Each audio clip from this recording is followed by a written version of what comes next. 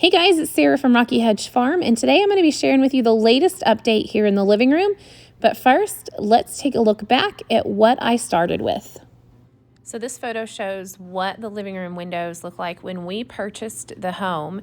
And then here recently, when we moved the home, this is what our current setup looks like. And you can tell I removed all the little thin strips of wood around the windows, and we have new windows, as well as the wall has been shiplapped in here. So the first areas that I needed to measure was the interior around the window. This is where the first boards are going to lay, and that was the first step. So I took the boards outside, I measured them, and cut them to the right size that I needed. And then I always take the board back inside and double check to make sure that it's the correct fit before I move on. And so again, this process is just measuring the interior of the windows. Now the boards are actually too wide to fit there. So what has to happen is I actually have to rip those boards down to the correct measurement so that they don't overhang the window area. And when I do this, I like to check and make sure that that width is the same all the way down the window so that I make sure I rip my board to the correct size. And then I just go outside and I rip the board to the size that I need before bringing it back in and double checking to make sure it fits into the window correctly. Before attaching any of the boards to the windows, I go ahead and sand everything down outside. This just makes it so much easier when I get ready to paint. The boards are already smooth, and I don't have to worry about trying to do any kind of sanding inside of the house. And so then I just go ahead and lay all the boards down in the windows, and then I take a nail gun and start nailing them into place.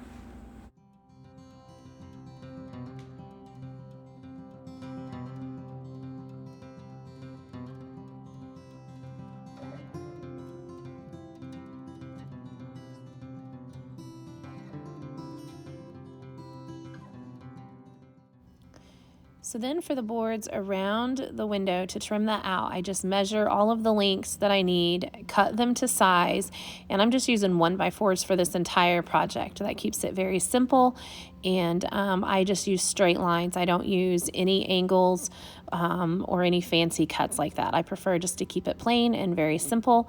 And then across the top, you can tell that I just measured after I put up the sideboards.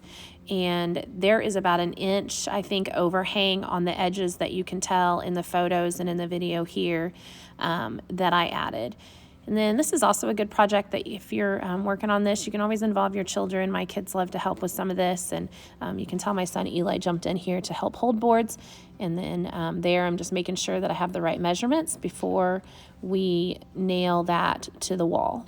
So for the middle part between the two windows, I definitely wanted to add trim there. Now that part right there took a board larger than a 1x4, and I believe I ended up using a 1x10, but I had to measure the length and the width, and I had to cut it to the correct size, and then I also had to rip that board down to the correct width where it would fit in between those two windows.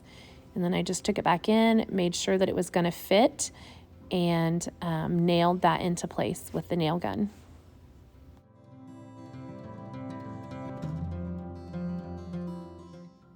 So at the end of that day, this is what the window trim looked like after it was all attached to the walls. And again, you guys, this was just kept very basic, very simple. It was all 1x4s except for that middle section, which again, that was a 1x10. And then you can tell the top board and the bottom board, again, those just have an overhang about an inch, inch and a half. And so at the end of the day, I took the time to just vacuum all the dust out of the windows, vacuumed up all the mess that was on the floor, the dust and maybe little bits of wood or whatever, and then rehung the curtain rod because I knew I wasn't going to have enough time to come in and fill in the nail holes and paint. So that is what the next step was for the next day.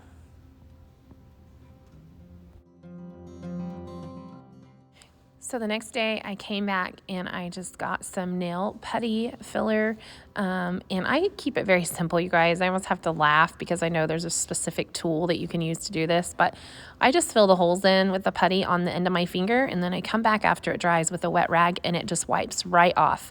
So I don't have to do any sanding whatsoever. And then before I do any painting, I always make sure to get all the dust out of the window area so that none of that gets onto my paintbrush.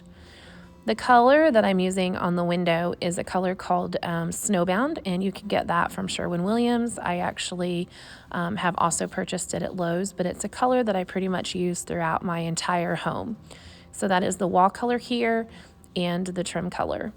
And then you'll also notice that after I trimmed out the window, I went ahead and also trimmed out and added a 1x6 as the baseboard.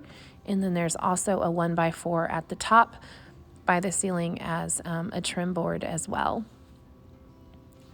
Now, I normally have a couch in front of these windows, but it just blocks so much of the light in our living room and makes it so much darker. So I chose to bring in the 2 antique chairs that I found on Facebook Marketplace that I reupholstered myself. And then in between those 2, I just set an end table. And that end table is actually a piano bench that I painted and redone. And I absolutely love using piano benches as end tables because they're much more narrow, but they're also longer, providing more space. And one of the ways that I increase the storage with a piano bench is I add that extra shelf. And so then I can store blankets or baskets or whatever I may need to. And then the top also opens if I need to put something in there that I don't need on a regular basis. But I try to keep the area just very simple, very clean. This is where we enjoy our morning coffee together. And I always want guests to also feel like they can just sit there, drink there, and not worry about having to knock anything off the table. So again, just a very simple look. It's what I enjoy and what I like for our home. I hope you guys have enjoyed the latest update here in our living room. And I just want to say thank you guys so much for stopping by and have a blessed day.